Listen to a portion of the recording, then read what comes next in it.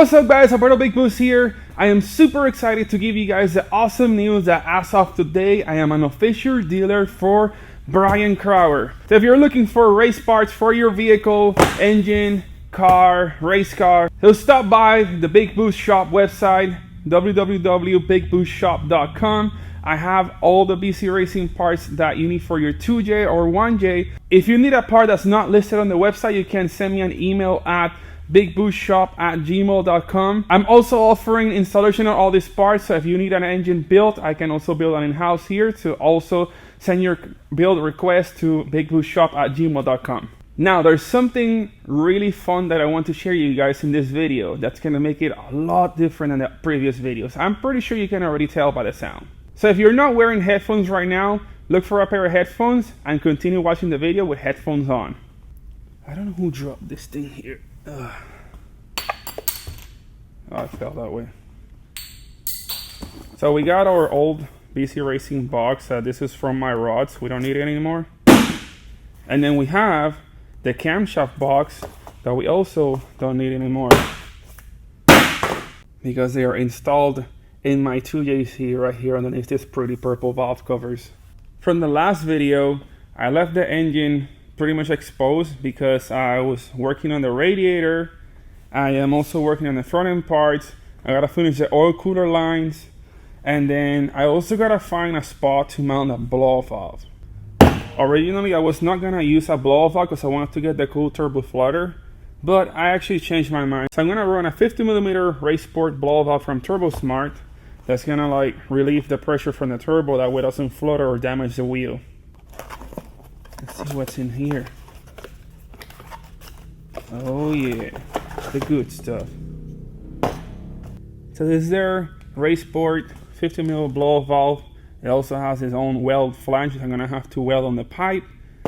Then they have these really nice fittings that we're gonna use for the vacuum hoses.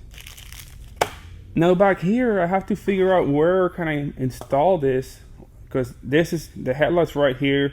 So I don't know if I can go over here. I'm gonna have to go all the way down here, or unless I go on the hot side and hook it up on this side somewhere, maybe like right about here. I think right here actually works pretty good. What do you guys think? We'll set the blow valve aside for now. We also have another thing that I gotta work on, and that's my radiator. I modified my Mishimoto Raceline radiator to have its own built-in shroud to accommodate race fans, and then I also upgraded this to triple pass. So I have a plate here and I have a plate here. Then the end tanks were really narrow on this side, so I made additional compartment here so I can have more flow. So I have this part here and then I have this part here, but I still haven't pressure tested to see if I have any leaks on my welds. Here's what the radiator looks like from the front. You can see it has this OEM part plate here. Then this little guy was the one that was attached here, so I added this whole part so I allows a lot more water volume to flow through. All right, let's turn on the air.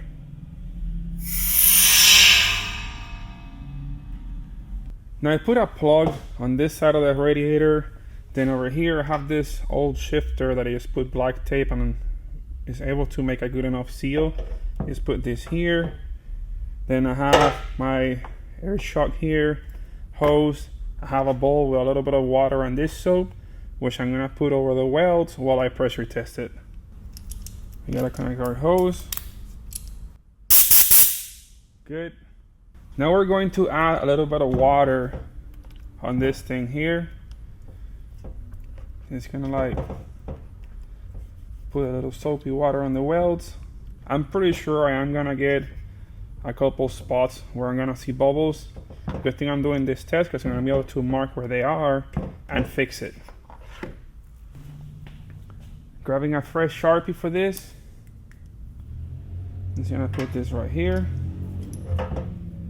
Then we're gonna put this here, and then we're gonna pressurize the system.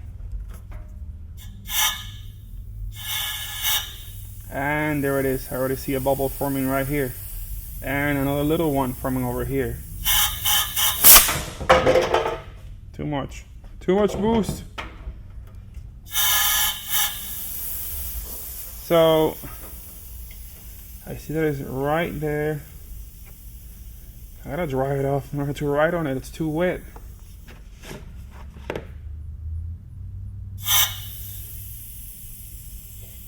Right there. Then the other one is here. Oh my god, this thing is leaking all over the place. What the?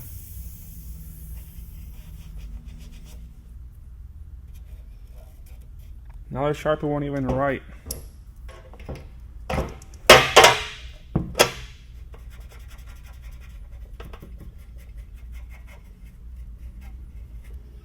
There's one there, one here, one here.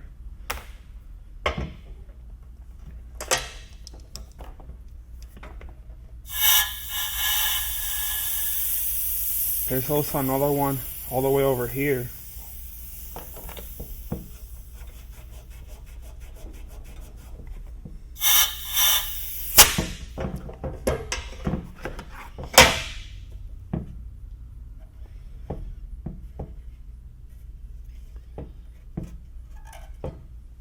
There.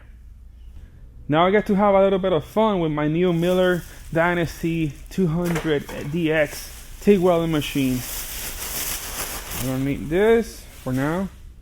Still got my old mask. So we're gonna be using my new Dynasty TIG welding machine for the very first time. So let's take care of the old welds on the radiator, and then we're gonna move on to the intercooler piping. All right, time to play.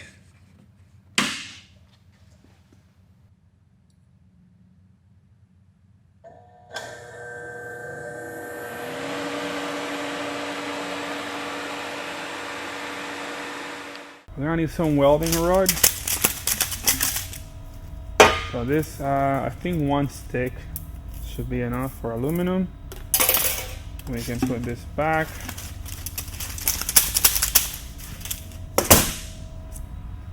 All right, let's get to welding. I'm gonna start with the front part so it's more visible for the video, and then I'll get to the rear parts.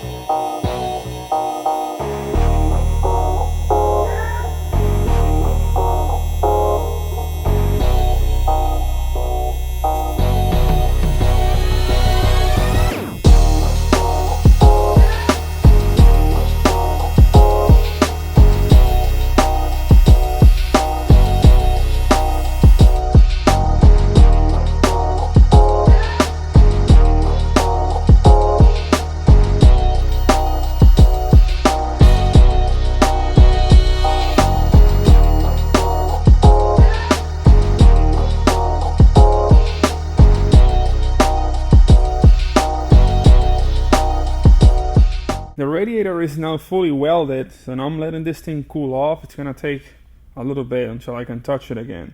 In the meantime, I wanted to talk to you guys a little bit more about my engine real quick. If you're familiar with my 2JC build, you know that I'm running a lot of RUNBC parts, and I am running 272 stage 3 race cams.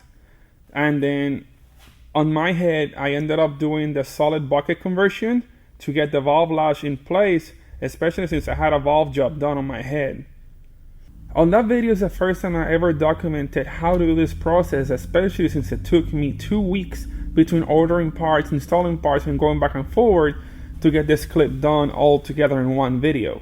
Now, Brian Crower also offers the 264 camshafts, which are designed to be a direct bolt-on application on your 2J or 1JC.